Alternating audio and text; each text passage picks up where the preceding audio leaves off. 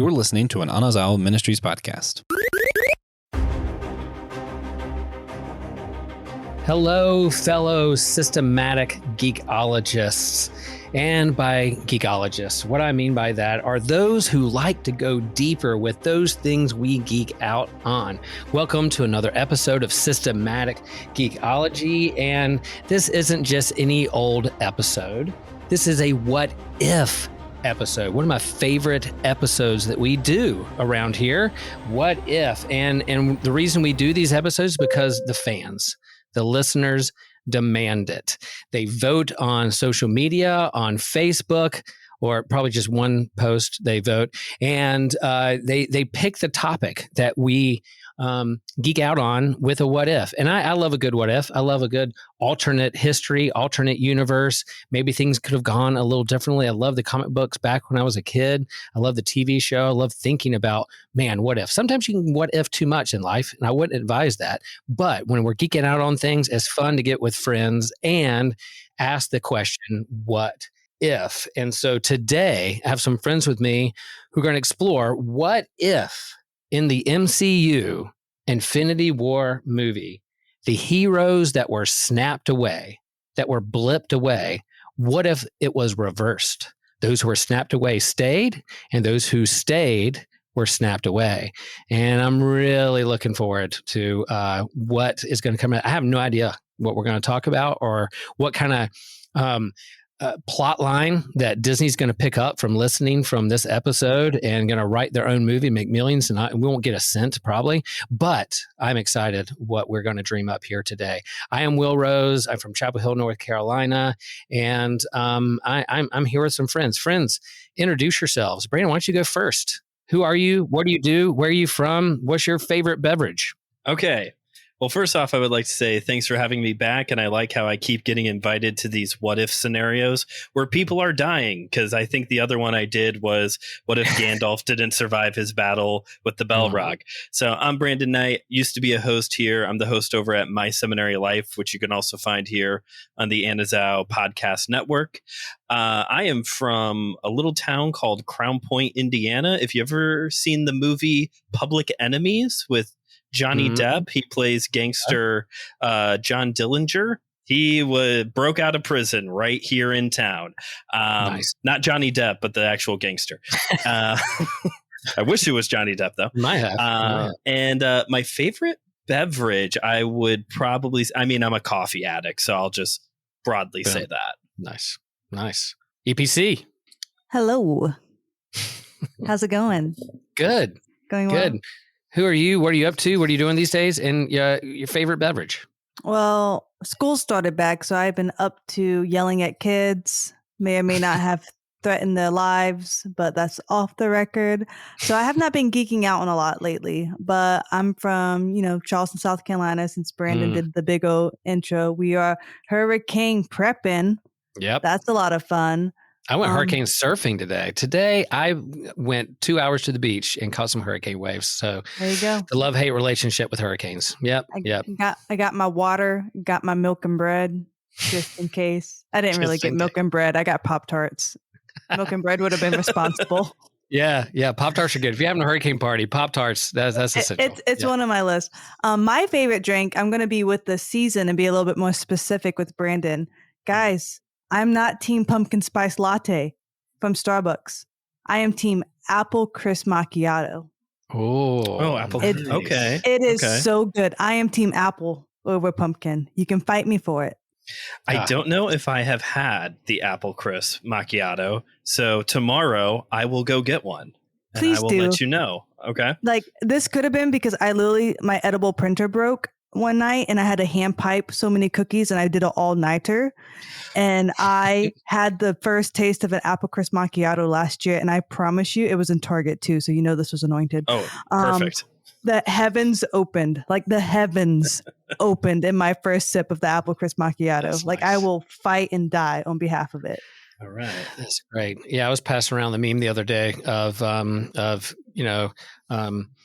Jesus pointing to like a party, and he's like, "No, I will not change your water into pumpkin spice lattes." And I was like, "Good, thanks, Jesus. You shouldn't. You should. You know what." But that apple crisp macchiato with the oat milk, it hits different.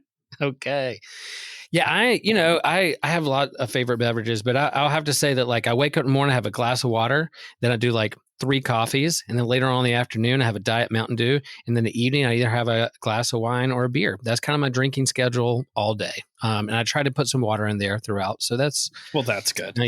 yeah. I try to drink a little bit of water, but there is water in beer and coffee and diet Mountain Dew, so I get water that way as well. All right, let's hop into the episode. All right, share with our fans, our listeners who demand it. What's your history with the MCU? Like, have you watched? When you were there at the beginning, watched all the way through? Did you do like the follow the order right before the big movies because you were behind? Like, what is your history with the MCU? If we're going to talk about Infinity War and the ending of that movie, what's your relationship with the MCU? I've seen all of it like leading up to it, except I don't think I saw Iron Man 3. But Iron Man 2 is such a disappointment. I didn't care about Iron Man 3. I remember that specifically all those years ago. That was a very wise decision. Yeah, I think our listeners and some of our hosts will agree that those are not essential movies for the MCU. Yeah. But I'm saying like I'm just thinking like Marvel, but I haven't seen. I'm not up to date with all the recent ones because what is time? Gotcha. But you follow those up, and then did you see Infinity War and Endgame in the theater? I believe so. All what right. is time? Yeah, what is time? There's a multiverse. Who knows? We'll go backwards. We'll go forward. But you've seen them, and I have seen them. I just can't remember because you see so many movies with the MCU in the theaters. Like they blend. How many years ago was this? Yeah, long time. At least 3. 2008. Yeah, 2008 is when it all started. Mm-hmm. Yeah. Brandon, what's your history with the MCU? Yeah, I mean, I was there at the beginning, 2008, did not know at all what I was getting myself into, committing myself to this long-term relationship that it has been.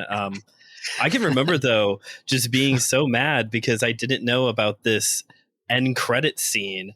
And my friends were like, you didn't stay till the very end. And, this is 2008. So I'm like, why would I stay to the very end? It's just names. Right. It's not anymore. They have drastically changed films now because of this decision.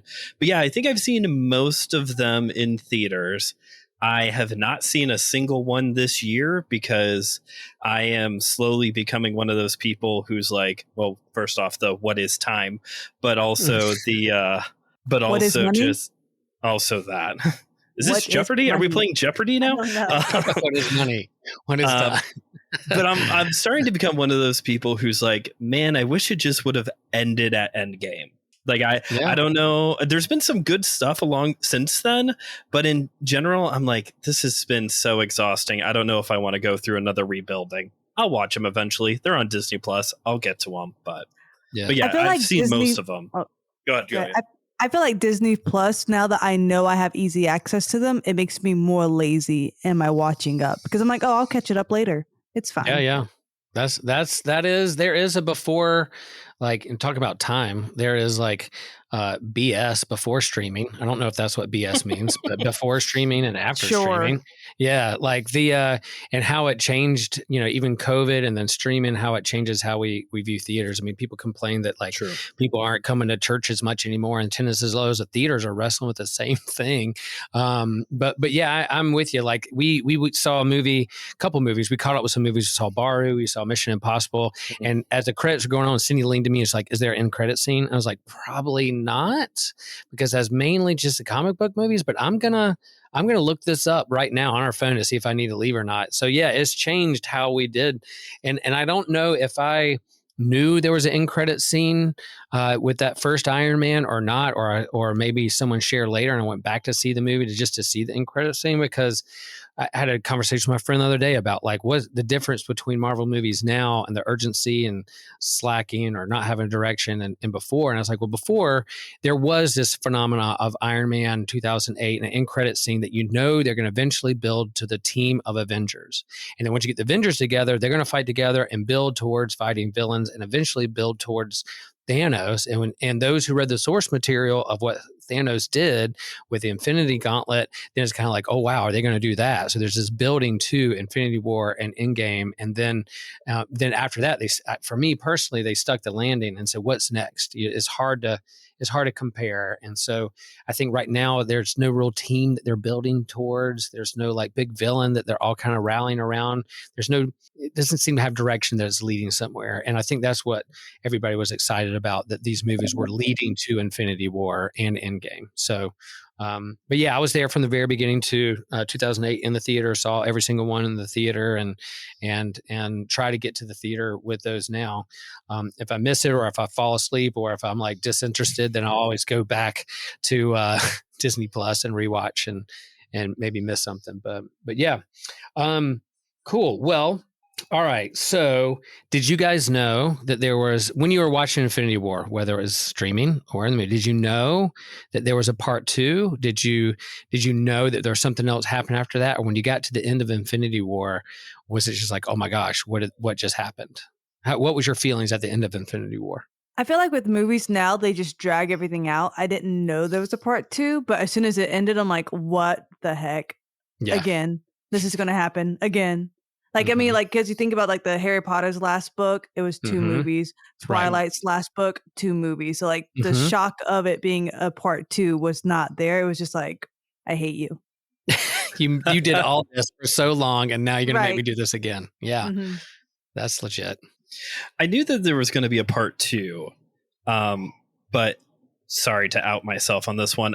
I haven't read Infinity Gauntlet. It's one of those of the many books I just have not gotten around to reading yet. So I did not know. I knew there was a part 2, so I knew something was going to happen. I did not realize going into this movie that it was going to be essentially The Empire Strikes Back, that this is finally the film where the bad guy actually wins and they take a beating and it ends badly for the heroes. And because of that, I do agree a little bit with Elizabeth of like, all right, here we go one more time. But also it was like, oh my gosh, they did that, because Marvel has protected the MCU protects the heroes a lot. There's like hardly any of these movies that end badly for the heroes. So to go into this, to walk out of the theater with this, like, wow, they lost. They actually did that. Like, I did really appreciate it. I think for that, I almost like Infinity War more than Endgame, because I knew Endgame was going to be this big emotional roller coaster. But because of the shock of like, wow, they lost, that it put it over for me. Yeah. Yeah. I knew there was going to be a part 2, and I thought I had communicated that with my family. My girls in high school at the time, they're in school, middle school, high school, and dragged the whole family because they saw the other movies with me. And I thought I had communicated that with them, but they thought this was it. I thought that was his end. So when the snap happened, when the heroes were dusted away, blipped away, it was like, they were like, what just happened? What just happened? And remember, we came off Black Panther, and the Black Panther was such a big hit, and people loved that portrayal of Black Panther and that movie so much. And so when he started dusting away, they were like, what? You're killing off that character? What are we doing? There was like, I heard audible like shock and awe in the theater, a full theater of like people like, no, screaming out, no, I can't believe this is happening. So that was kind of what was happening in our theater. And my family are looking at me like, what is happening? What is going on? Yeah, I was surprised that they blipped away Black Panther 2. I was pretty surprised by that one. The combination of characters that do go away is very interesting, which is, I know why we're here to talk about that, but exactly. Yeah, Black Panther is one of the top ones of like, really? We just had this great movie. Now you're going to do that. So people walking out, I was like, please explain to me what was going on. Please explain what is happening. So I was like, all right, let me get my geek cred out and nerd out and just kind of share with you. Well, actually, in the source material, 1991 of the Infinity Gauntlet. Yeah, I was like, I think I got it. So let's talk a little bit about the source material. Are either of you familiar with the source material of the graphic novel, Infinity Gauntlet, 1991? Neither of you were born. Yeah, I would say that was before we were born. So my answer once again is, what is time? Yeah. That's right. But here's the thing. Is that George Perez? Is that a George Perez book? It Infinity is. Gauntlet? It is. Okay. I recognize the and art. so that was like my gap of like I collected comics as a kid, and then I became too cool for school as a teenager in college, and didn't collect those. But I always like peeking in comic stores and looking to see what was going on. So I never read it when it was coming out. But later, when I got back into comics, here, like, oh, what's the top 10 graphic novels you need to read? That's always kind of up there in the top 10 as kind of this big Marvel crossover event in 1991. You have Jim Starlin writing this, George Perez and Ron Lim are the artists, and so you had this kind of build up to this crossover, similar to what in the comic world there was a build up with Thanos and what was happening in their regular books, and then eventually you have the Infinity Gauntlet where. So it starts off with Thanos having the gauntlet, and he's having these conversations with his villains and hordes of, servants, and thinking about what he wants to do and the motivation behind it. And the spoiler is that in issue 1, the first issue, is when he snaps and heroes disappear. So the rest of the comic series, the next 5 issues, are the heroes dealing with missing heroes and this Thanos having godlike power over all reality, and then how are they going to save the day? And the book does a little different. MCU doesn't go fully into. Nebula plays a big role in the comic book, and so does Spider-Man and others. Silver Surfer is a big part of that too. So I do recommend reading the source material in the comic book at some point. Is the art's fantastic? It's pretty convoluted, it's very wordy. There's a lot going on. It's pretty dense, but I it's thought Spider-Man did the bleep. Remember, he was like Mr. Stark, and then he started bleeping like. That's right. Well, not in the comic book, but and he was blipped away in the MCU, which is another like hero they introduced. Tom Holland, oh, we love Spider-Man, oh great, oh wait, you're killing him now. So I recommend, that's my recommendation. Read the source material, Infinity Gauntlet, 1991. Adam Warlock's in that one too, right? Isn't he supposed to be a pretty big role? Yeah. Okay. I knew that was a big change. That was like the one I knew. Was the Infinity Gauntlet and the Infinity Gems, I know they're gems, was that introduced prior to this book, or was that like a whole new thing they were doing in this book? Do you know? It wasn't new in the book. I think the gems were already out there on the Gauntlet, and I think he had already acquired it. And then that was a big event, kind of like Infinity. Gotcha. Where they had the MCU movies, and then they kind of crescendo into this. That's kind of what was happening in the comics. I could be a little bit wrong. I wasn't familiar with that. Did he do Vision the same way in the book? Oh, that's a good question. I know Vision plays a role. Vision might have got blipped away in the comic book. I'm not sure. I need to go back and look at that. It didn't play such a major role. I mean, they're a little different heroes there. Adam Warlock doesn't show up till later on with, the Guardians, but that's what a lot of comic book fans are like, wow, there's some characters in here played a big role in this. They're going to have to switch around who does what and how they defeat them, which also made it fun that you didn't know what was going to happen beat by beat. Cool. Yeah, and I guess the cultural phenomena of the snap, like even if you're not a big geek or a follow the MCU or read the comics, like that idea of like the snap and being blipped away and all that was such a part of memes and cultural phenomenon. Even if you were a casual fan of what was going on in these superhero movies, you even had presidential candidates and presidents like using it and like campaign commercials who didn't quite understand what they were actually saying because they didn't understand the MCU. But anyway, that's a whole nother topic. I mean, what in your worlds, the snap, I mean, did you see the cultural phenomenon with family and friends and memes and things? Was that part of like your daily internet usage? No. I work with teachers. Really? You work with teachers? But no, even with my I have only like maybe a few like super Marvel nerdy friends, and we don't dialogue daily, so my life changed nothing. I bet those teachers snap though. They're like, "Listen here, students." No, that's too quiet. That's too quiet. Well, if you're like me, I'll take a sheet pan since I'm a culinary teacher, and I'll like drop it really loud on the floor to get their attention. That's good. I'm just that's loud. Great. Yeah, I love it. One of my favorite memes that I did see, it was supposed to be like a boy asking a girl out at his locker, and the girl puts him in the friend zone, and then it looks like he's like snapped away, blipped away, just like fading away after being put into the friend zone. That was one of my favorite ones I saw. And then, not ghosted, but dusted. He was dusted. Yeah, he was dusted. And then working in youth ministry is like, yeah, the teens were chattering a lot, especially not so much about Infinity War or Endgame, but a lot of the chatter was about that movie that came in the middle, Captain Marvel, that was introducing Captain Marvel. The students were all very interested in how that was going to play a part in this narrative. Yeah, my Marvel friends was very critical of that movie, but that's not this podcast.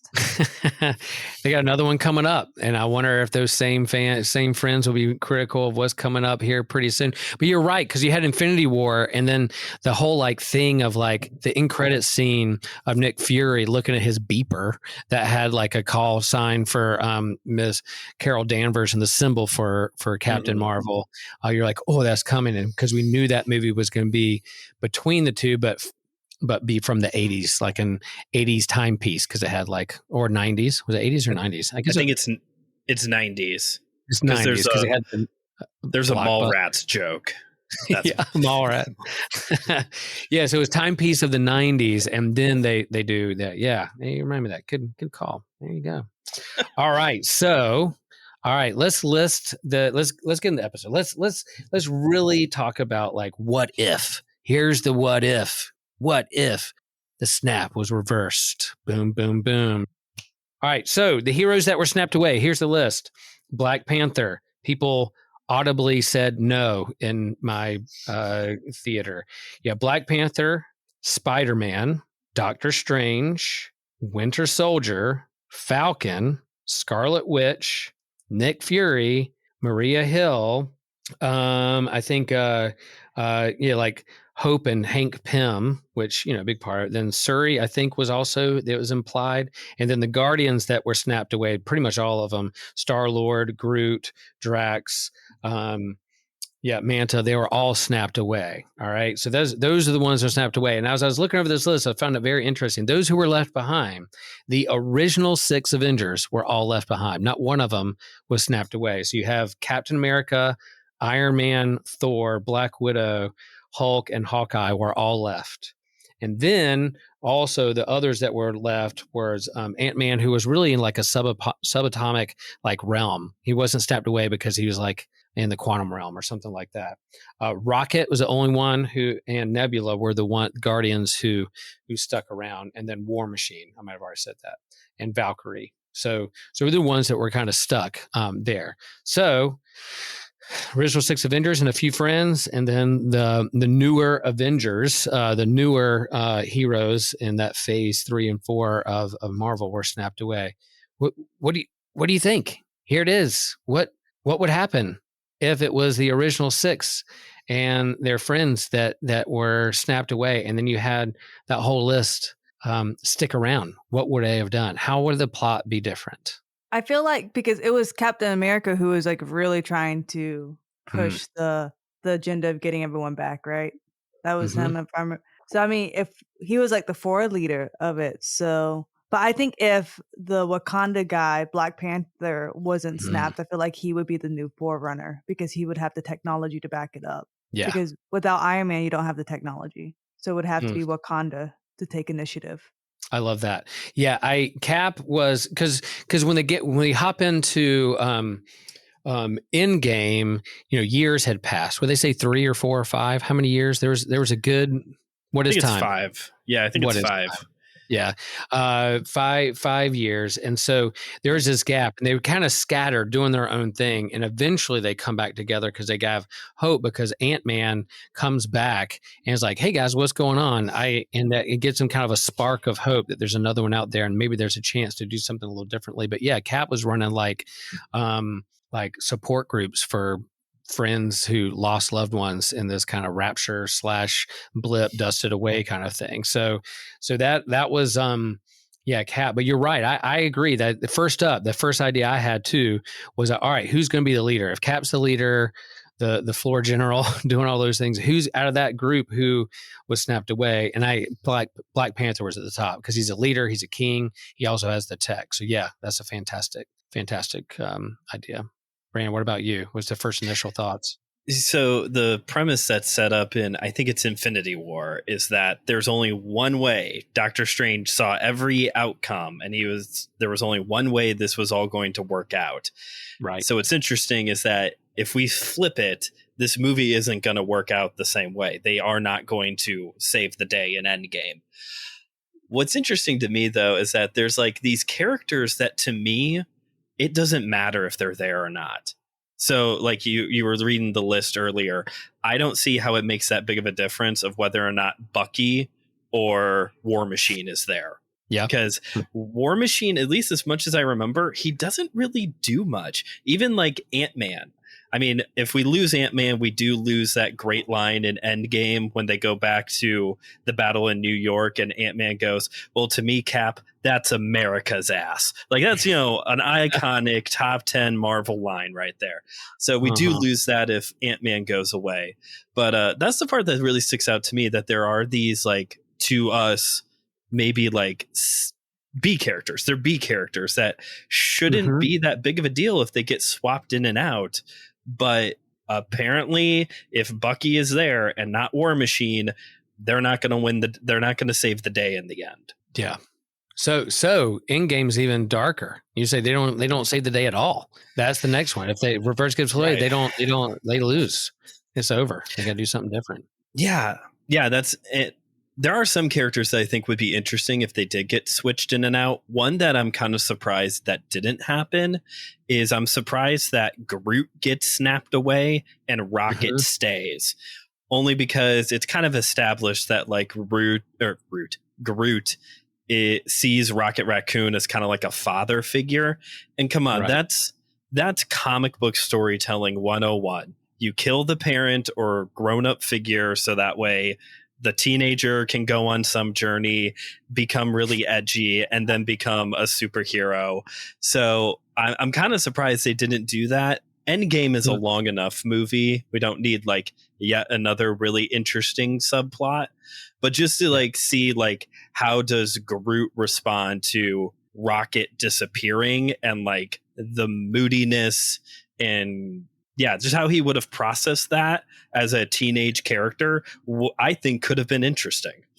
The Groot hero's journey. Like, everybody's working hard to do what they're doing. And then like, meanwhile, Groot's doing like a walkabout in Australia, trying to find himself and figure out what's next. Yeah, I like that. He's getting like etchings in his bark, kind of like tattoos or something, just going through, really processing things. I like that. But I mean, I was just sad because it's Groot. Everyone loves Groot. Yeah. Like whenever he I was like, not him. Like we need our emotional support Groot in the next movie. And they took that away. It was very upsetting. Emotional support Groot. Yeah, that's a good phrase. I love that. Yeah, I mean, I think that was the point. They're like tugging on heartstrings. Like you don't only have Spider-Man like, Mr. Stark, I love you. And then you have I kind of laughed at that one. I'm heartless. Yeah. I said, bye, you annoying little prick. Wow. Yeah.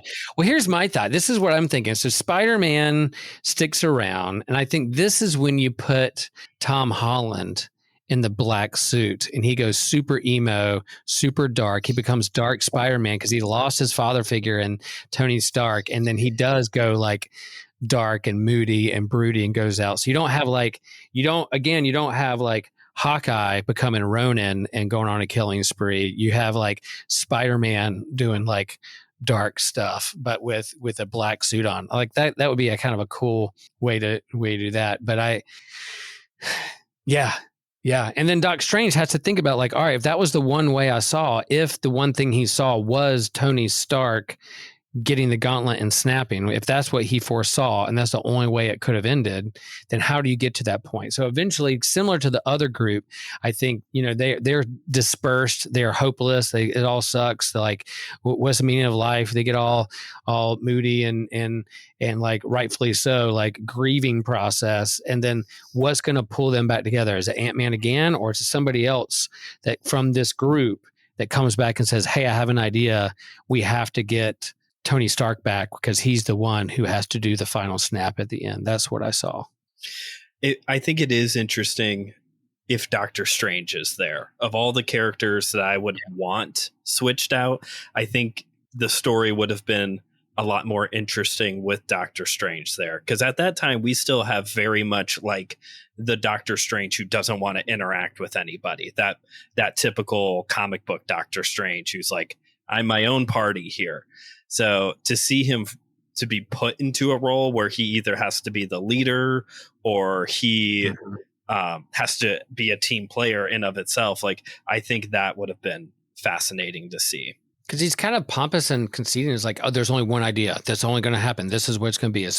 What if he had to deconstruct that? Maybe I saw the vision wrong. Maybe have to like do a different way. And he's taught a lesson again of like not being like the smartest person in the room. Like maybe he needs to listen to others and do that. So I think, that's interesting. If he's around, he's the player that I'm like, okay, where does he go? I can kind of see where other people go and what would happen in their roles. But then, man, does Doc Strange link up with Nick Fury? And he's like, yeah, I got someone on speed dial, Captain Marvel. Let's bring her in. And she comes in a little sooner to help save the day rather than those. But what are we leaving out? What about Loki, though? You're leaving out Loki. Wasn't he bleeped too? No, they killed him earlier in the movie. I couldn't remember. I knew he wasn't around. Okay, but didn't he like come back? Loki's always confusing to me. Oh yeah, as he should be. He's the god of mischief. So here you got it. Like I can never I even watched the whole series. I couldn't remember I knew he wasn't there. Yeah. So I was remembering that wrong. No, but that's a good point because here you go, Thor is around and the big thing about Thor and his grieving process and what they do in Endgame, they show ways that people grieve, right? You have Hawkeye, revenge. You have Cap, I'm going to bring a support group together and support one another. And then you have Thor who eats too many snacks, drinks too much beer and plays video games and gets a pot belly and becomes a couch potato. So you get like, I don't want to body shame anybody. I don't like using the fat word, but like, hey, he's not in his best shape. On the couch. And so that, so if he's grieving the loss of people, but also in terms of Loki, he's killed earlier and he's grieving his brother. But the reason Loki comes back is because in their time travel, what is time? They pluck a Loki from the first movie. So Loki doesn't have that character arc of like all the MCU. They do like Avengers 1 Loki and pluck him out and bring him out. And that's who is hanging out in the Loki TV series. That's the Loki we know. So that's how they brought him. They plucked him out of time. He grabbed the cosmic cube and got. People always be killing people off, but like they're not really dead and they just confuse us. Welcome to comics. Welcome to comics. It's like nobody stays dead in comics and soap operas, and except on DBZ as well. What's that? Dragon Ball Z. Dragon Ball Z. All right. See, some geeky acronyms I'm not on top of. I will say. So in Dragon Ball, do they kill people off and they bring them back? Yes, specifically the Z. Just say Dragon Ball. I'm learning. I'm not going to be a Doctor Strange and say I know all paths to geekdom. Yeah. Okay. What does Z stand for? Brandon, what does Z stand for? Oh man, I haven't watched this show since I was a kid. I don't remember. Yeah, I'm gonna be honest. I'm gonna be honest. I watched it like when it was on Toonami in the 90s. So okay, I watched past that, but like I haven't watched the newest stuff. But that's the thing. I feel like, and I don't want Avengers to get like this too. Like they keep on going and going and going and not just ending it.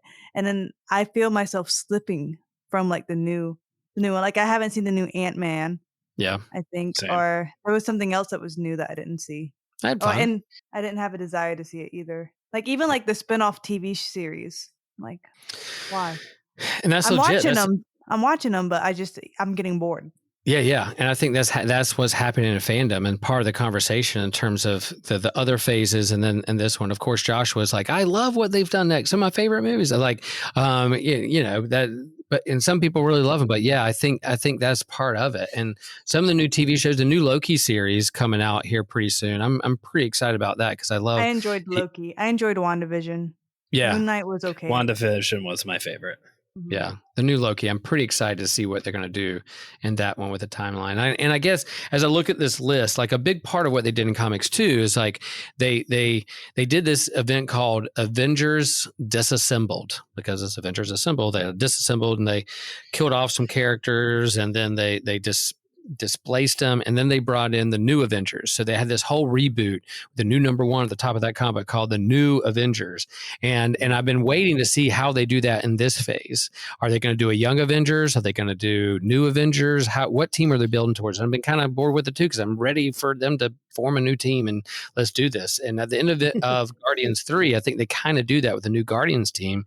I want to see them do that with the Avengers teams. But I think what you could do is you form the New Avengers with Black Panther, Spider-Man, Doc Strange, Winter Soldier, Falcon, Scarlet Witch. Like that team right there, those six. Then you bring in Nick Fury, Maria Hill, you bring Hank Pym, working his, Ant-Man magic. Like I think that team right there is just a fantastic New Avengers team with a leader, with a magic person, with someone who's really strong, someone who's a soldier, someone Spider-Man doing his thing. So I think you could have a new Avenger. It could go really dark. I think that the Endgame would go really dark there for a while, like with this dark timeline, or these new Avengers come together and they band together to see what they can do to get their friends back or defeat Thanos. I think another team they're building towards is that they have a lot of the young Avengers put together too. They've introduced Kate Bishop. Hulkling shows up at the very end of She-Hulk for no reason. Right. Tommy and Billy, or whatever Wanda's kids' names are, who's Wiccan and the other one. I'm really bad with the names. Ms. Marvel, they've introduced a lot of the young Avengers. I guess Ms. Marvel is actually an Inhuman, but so I think they're working towards that as well. But I agree, like a lot. What do you got? Or is she? Have you watched the Ms. Marvel series? Well, okay. Oh yeah. I guess that does happen. The most poorly delivered line I've ever seen. There's a mutation. Wow. Thank you for sticking the landing there, bud. I shouldn't make fun of child actors. That's a mean thing to do. But there is one specific scene in Endgame I want to present, though, because I think this is a scene that works because you have the original six, and I don't know how it works with the other characters, and that is the Soul Stone scene where Black Widow sacrifices herself because you have to lose a loved one, right? That's like the parameters. You have to lose a loved one, so her and Hawkeye were going to fight over it, and then she sacrifices herself. How does that work with the other characters? Are there any other characters that have the relationship that Black Widow and Hawkeye have? Because I don't know if there's any other, outside of if there's some combination of like if Captain America and Bucky are there, or if Iron Man and Spider-Man are there, that might work. But I don't know if you... Black Panther's sister, was she blooped as well? I feel like that combo could work. Yep. Once again, Black Panther's coming in. That's right. I was just thinking, I was looking at my list here. I was like, oh, yeah, Black Panther and his sister Shuri. Like that's the love relationship of like the sacrifice and them fighting who goes or not. That's good. Then we wouldn't have, well, I guess we could have still had Black Panther. Yeah, that may have presented a different problem. Yeah. Unless it's Black Panther. Unless Black Panther is the one who sacrifices himself. Yeah. Gosh. R.I.P. I do also think with this new phases, I think the big curveballs for, we're not talking, well, the greater MCU lends itself to this conversation, but like what was next after Endgame? Well, I think the curveball was the actor who played Black Panther, like Chadwick Boseman, his death. And then you have the streaming wars, and then you have COVID. And so like those three things of them like trying to figure out how we're going to tell these stories was going to, because that Black Panther 2 with him in it would have been like what everybody wanted, and they were building towards that. But then the big curveball was him dying. So they couldn't do that. So if he did sacrifice himself when he was gone, they didn't do Black Panther 2 in a different way. What do you think about Scarlet Witch and Vision? Could there have been a sacrifice there? And their kind of relationship? But Vision died, right? Or was he bleached? Vision loses the stone, Yeah. so I isn't thought he he? died when he lost the stone. Yeah. Yeah. I guess The you're right. stone was Yeah. keeping him alive. Yep. Yeah. So I mean, I guess because he would have been dead either way. Right. Because it's what? Vision, Loki, and doesn't Gamora? Gamora's also killed. But she Yeah. comes back from the past too. I just Right. can't keep up with these things. I I know. can, but I get confused. Yeah, comics, man. I tell you, people coming back in the alternate timelines. And I wonder if they would do a time travel. Like if it was reversed, would they have not done the time travel part, but instead do like a multiverse thing? Like you could have Doc Strange and then you have Spider-Man and then you have like some of the Guardians. Like, could you still do like a multiverse? We're going to pluck gems out of different universes to try to recreate the gauntlet from different versions of I think, would that work? Like you don't do a time travel thing, which I thought was neat, revisiting all 10 years of Marvel Cinematic Universe history. But then what if you just jump right into the multiverse and start plucking out different versions of people? What is time? What is time? What are The dimensions? multiverse stuff, that's part of the thing that's like, I feel like that is the complicated part that's starting to kill this a little bit. You do have the whole like introduction of new characters that maybe people don't have an emotional attachment to like they do with the original 6. Yep. The original 6 Avengers is like the most iconic Marvel Yep. lineup you can get. I wonder if we. Oh, go ahead. Sorry, Brandon. I was just going to say people don't have the same emotional connection with Captain America as they do with Moon Knight or She-Hulk. Maybe Josh does, but you know what I mean? Like, and I think the multiverse element, as interesting as it is, because I think for like hardcore geeks, the idea of she's not Captain Britain. Agent Carter as Agent Captain Carter, that's the name they go with. Here's Captain Carter and here's Professor X and all these things, like they show a lot in Multiverse of Madness. But I feel like introducing that earlier may have presented a problem for an audience, I also wonder if the reverse snap would have just angered people so much because they loved the original, they wouldn't have came back for the second showing. Yeah, that's because right. if I get angry, I boycott hard. Like I'm not watching that. That's stupid. Example: have not seen Iron Man 3 because I thought it was stupid. Nice. Yeah, that's a good point. Like I wonder, like even taking 1 or 2 or 3 of the original 6, but like if that's the original 6 and they, snap them away, then will the other heroes have enough emotional weight to pull you in to go see what would happen? I guess if there's a part 2, like where they can't kill off all of them, what could they do? Yeah. Who's gonna go watch a movie with B-list Avengers? Yeah, we could call it New Avengers. New Avengers. I would. I'd be there. Yeah, that's second choice Avengers. that was the Defenders. That's what the Defenders were in the comics. They were the not quite Avengers, which Doctor Strange was one of them. That's right. At the same time, though, I think I agree. Like if you get rid of Captain America, I wasn't going to go see the movie because that's my favorite one. But at the same time, like Marvel is continuing to have this problem of like trying to get some of these newer characters over with the audience, like maybe having eliminated, I don't know, Hulk, getting rid of Hulk and instead here's Falcon. I don't know, I'm just picking names here, but try to like force it a little bit of like, you are going to sit and interact and watch this character grow to try and help elevate some of these characters. Because just some of these, even though we've had them for like all the characters that you listed that got snapped away are all the middle of the road characters who showed up like in the middle of the franchise. So I don't know. It would have been a very different movie. Yeah. And I think, but what if the lure was there that like, they blipped and snapped the original 6 away and Cap away.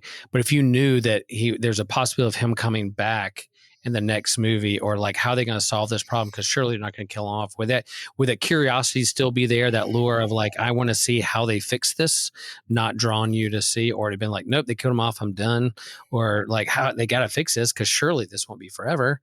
Like that. I would have Googled, is Captain America coming back? Yes or no? Because like you said, we have our phones now. That's right. So I would Sources say. Yeah.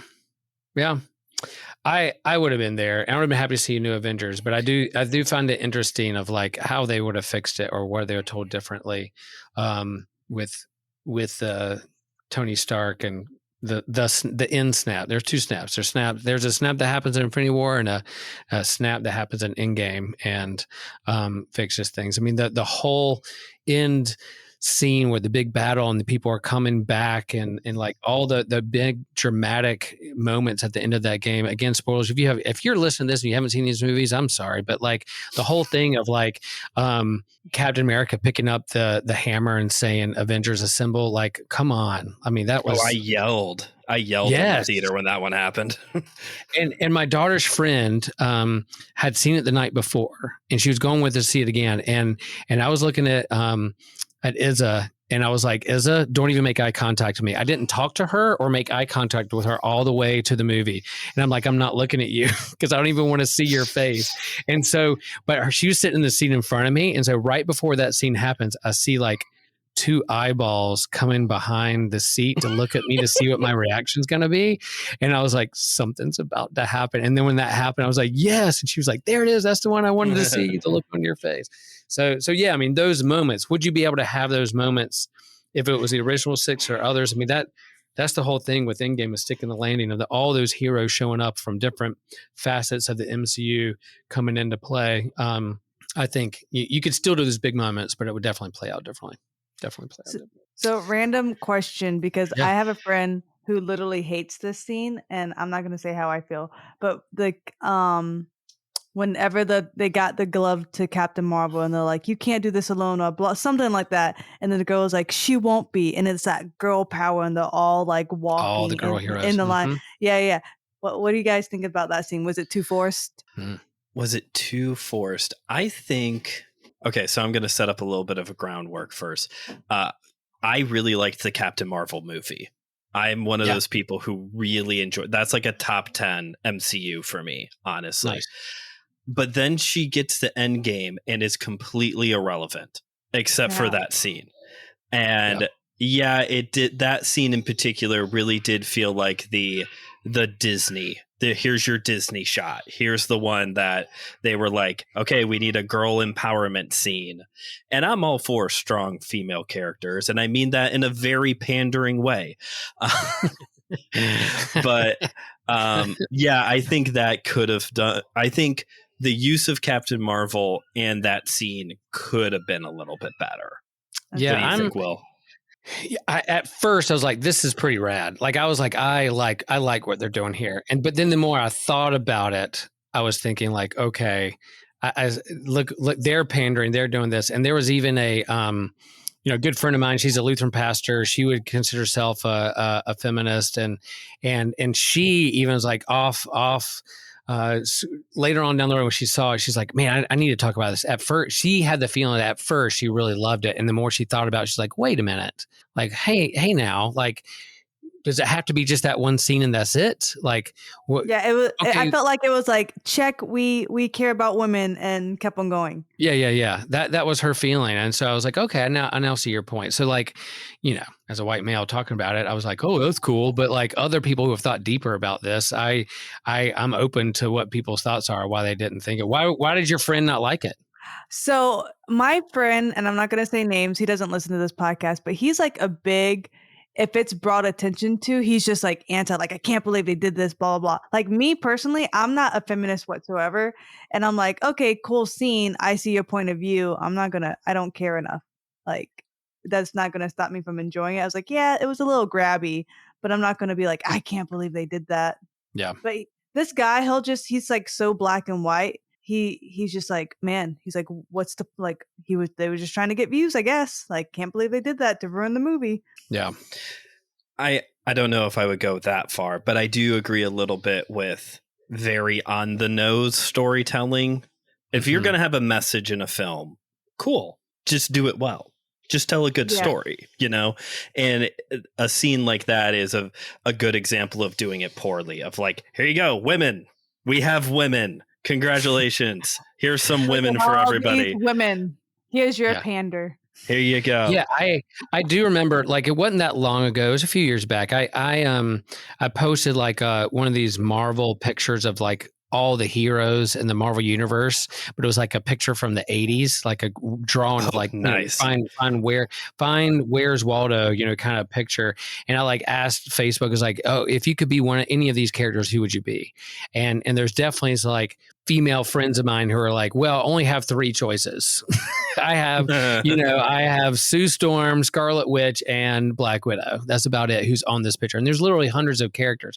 And it was from the 80s. choose Storm. Yeah. Oh, in case you were wondering. Yeah. Yeah. Good choice. Okay. Interesting. She's fantastic. And one of the most powerful women in Marvel Universe. If you think about her powers, man, she can like put a brain aneurysm or stop your heart, suffocate you if she wanted to. There's a snap. I want to with some people. I want to. You're a teacher. You were there. You're this. All right. Please do not give Elizabeth these powers. We know what's going to happen. But he, so yeah, those are my blind spots as like a fan looking at that. So I get it why they would say, look at these characters. But I think, as you say, what's the story you're telling with the Captain Marvel movie, with this Miss Marvel TV series and this movie coming up? What kind of story are you telling? So, and I do wonder if the things are reversed, what if the heroes were reversed, snapped away, would you have those big moments again in Endgame that got everybody cheering or standing up or mad because they did some things a certain way? But I think you could still have them if you brought back, I mean, think about that dramatic entrance of the original 6 who were snapped away, but they were able to come back. Like their entrance would have been, man, you could have done that right. That would have been, that's true. Incredible. Yeah.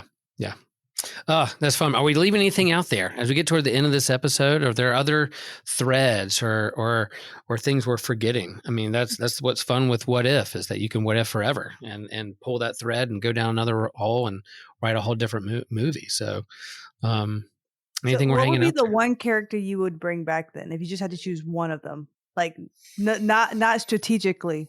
I choose Groot. I know, like, not strategically. Yeah, no, not strategically. Like, you just miss them. You just miss them. You just want your friend back. Emotional support group. Yeah. Yep. Yeah. How about you, Brandon? Groot's a good one. I really like Bucky. I like Bucky, Winter Soldier. So maybe I would have picked him to stick around. Him and his shiny arm. That would have been cool. Yeah. I'm just going to go back to the beginning. What started this conversation is Black Panther. Like I think bring him back and then see what kind of leadership, what he's going to do with his tech and all that. Like let's see. And I'd like to bring that actor back right now if I could. If I could, for sure. I'll bring him back. I can't remember the last time I cried so much in the theater. Like open ball snot cry. Yeah. Yeah, man. Lost a good one, but that's life. What if, what if he was still around? What if, I think I play the, it's a good exercise. I think it's a healthy exercise to ask what if in terms of, career, faith, life, family, those things. But then we can't dwell on it too, because we're faced with the reality that's before us. And so we can't what if forever. We got to come back to reality. But if that what if exercise helps us work through a trauma or an idea, or to think through a heavy question, then I think it's a healthy exercise to do that in fandom, but also in faith and relationships and in our lives too. So, yeah, good stuff. I was going to get preachy there for a little bit, but then I held back. I'm done. All right. So, let's do some recommendations. We're going to have an extra question here in a minute that we'll lift up that you're going to want to go over to Captivate and subscribe so that you get in our Patreon feed the extra question. You will not be able. You could not wait. How we're going to answer this extra question. So make sure you sign up and do that. But before we do the plugs and sign out, anything you're recommending? Things you're geeking out on lately and you want to make sure you recommend? I would like to give a recommendation for going to watch the movie Brother Bear. So that movie came out like 20 years ago, and that was the last time I watched it. And we were watching it. We have like a family movie night now. And nice. I was watching it with Cooper and my wife, and it's funny. I don't remember this movie being so good. It's part of that like forgotten about Disney movie era. There's like a bunch of movies that came out like in the early 2000s that a lot of people forgotten about. And that's a good one. It's funny. I love the animation. And I did not know this as a child. It wouldn't have made a difference. But now as an adult, knowing that Joaquin Phoenix is the voice of the main character is just so fascinating. The Joker as Brother Bear. Is that a Disney movie? Is that Disney? It's a Disney one from like 2003 or something. Yeah. I think I was in baby toddlers diaper stage, so I didn't get to a lot of movies then. It was before streaming time. So yeah, that missed our window. Yeah. Elizabeth, what you got? What you recommend? All right. So my nightly, what's it called? Relaxation, like, the comic relief at night after a day of yelling at kids for some reason. It's on HBO. It's watching, it's called Abbott Elementary. So it's like The Office. The Office meets a bunch of elementary teachers, and it's like a underprivileged school. So it's so funny. It's fantastic. It makes me gasp so much. So season 2 got put on HBO not too long ago. So I'm like just making my way through season 2. It makes me laugh. It makes me feel good. I don't have to think like who's alive and who's coming back and all these affinity stuff. I just watch it, man. And it's like, and it's elementary teacher, so it's right on my level. It is so good. So like, funny. Like when I was watching The Good Place, I hesitated Good Place because like, oh, here's somebody who's going to teach like religion and faith, and I'm going to get mad and really, nitpicky. But then Hannah was like, no, Dad, there's a twist here. You need to watch this. This is right up your alley. I gave it a couple episodes, and it's one of my favorite shows of all time. My wife felt the same way about Abbott Elementary because she was an elementary school teacher and now teaches teachers at a university how to be teachers. And she's like, I don't know if I can watch this. I'm going to get nitpicky and critical, and I don't want to do it. But after the first couple episodes, we were like, this is absolutely fantastic writing. The comic, the comedy in it, and the situations are in it. It's like, if you like The Office, you will love this show. I can't recommend it enough. Yeah, it's so good. So I love hearing as a school teacher that you like this TV show. It's so great because yeah. I mean, even though I teach high school, they on the elementary level some days. Yeah, absolutely. I can relate. You can relate. Yeah, those are my recommendations too. Not Brother Eric because I don't know, but I'm going to go. Is it on Disney Plus? It probably is. It's on Disney Plus. Yeah. Yeah. All right, I'll have that down. And then Abbott Elementary. And then, I keep going back. Read the source material. If you like comics, you like graphic novels, Infinity Gauntlet. It's not Infinity War. It's Infinity Gauntlet, 1991, 6 issues, pretty thick, great art. Man, it's peak comics there in the 90s. So good stuff. So go check that out. And you can chime in if we missed anything. If you have ideas about this what if episode of what you would have thought what it could have been done differently, or a plot thread that we didn't pull, you can chime in on our social medias, Facebook. We're there on the gram, and you can chime in. Let us know what you think. And then vote for the next what if. You didn't like this what if episode? Guess what? There'll be another one, and you can vote on the one that you want to have. So can we make it ship, guys? Come on, ship it. We got to do a what if ship edition. Help me. Okay. Please. My vote doesn't count. All right. So you're saying that you're gonna relationship somebody together. We're gonna see what if, like for instance, what would be the one? What's the one that? I don't know any ship. I'll put them out there. Just vote for any shipping I suggest. Okay, we'll do it. She'll be on it. That's great. Thank you. I love that. Good stuff. All right, y'all. Thanks for listening. Just know that the Geek in Me honors the Geek in You. And, you thought we were going to forget. No, we didn't. There is an extra question. So do we reveal the extra question on this episode? What's going to be? So they go over it, the Lord, so they go over it and do it? I mean, I would say reveal it, but then we got to end it there because we got to, get to our Patreons. Okay, here we go. Here's the extra question. You're not going to miss it. Would Iron Man have acted differently if he didn't have a family? Dun, dun, dun, dun.